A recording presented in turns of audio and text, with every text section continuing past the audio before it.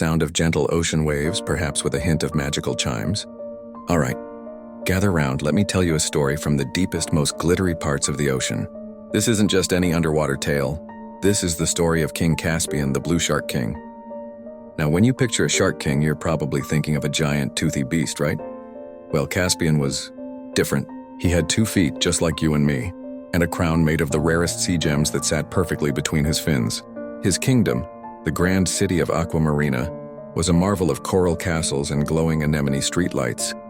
Caspian had everything a king could want: a loyal court of barracudas, a treasury filled with pearls the size of coconuts, and the respect of every creature from the tiniest shrimp to the mightiest whale. But he was lonely. Every evening he'd stand on his balcony staring out at the vast, dark ocean and sigh a big, bubbly sigh. His royal advisors, a fussy old lobster and a wise sea turtle, kept presenting him with potential queens.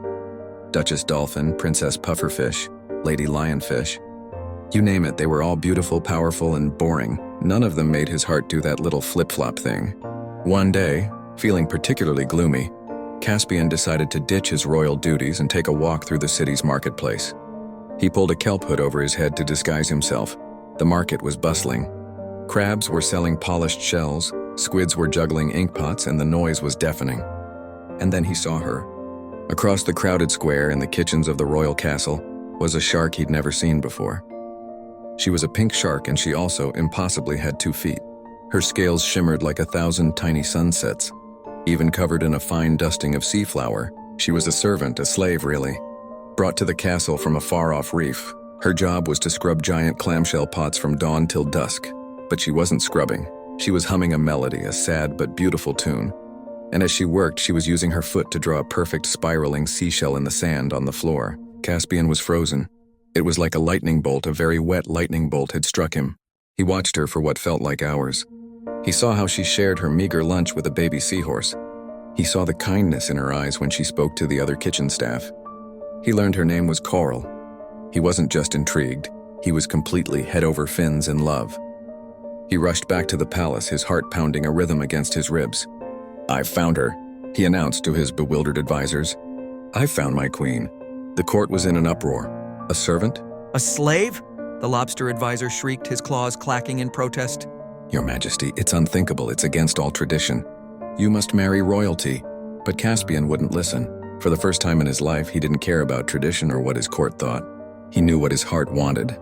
He walked back to the kitchens, his crown on his head, his royal cape swirling behind him. The entire kitchen staff froze, bowing low, all except Coral, who just stared, her eyes wide with shock.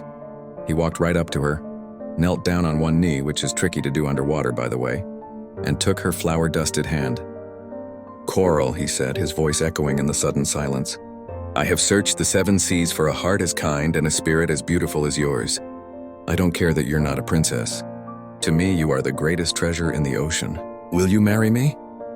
Coral looked from the king to his crown to her own rough hands and then back to his sincere, loving eyes. A single, perfect, pearl-like tear rolled down her cheek and she whispered, "Yes." And so they were married. The wedding was the grandest event the ocean had ever seen. Every creature from every corner of the sea came to celebrate. Coral, no longer in servant's rags but in a gown woven from pure moonlight on water, was the most radiant queen Aqua Marina had ever known. Together, King Caspian and Queen Coral ruled not just with power, but with a kindness and love that changed their kingdom forever. And they proved that true royalty isn't about bloodlines or crowns, but about the love you have in your heart.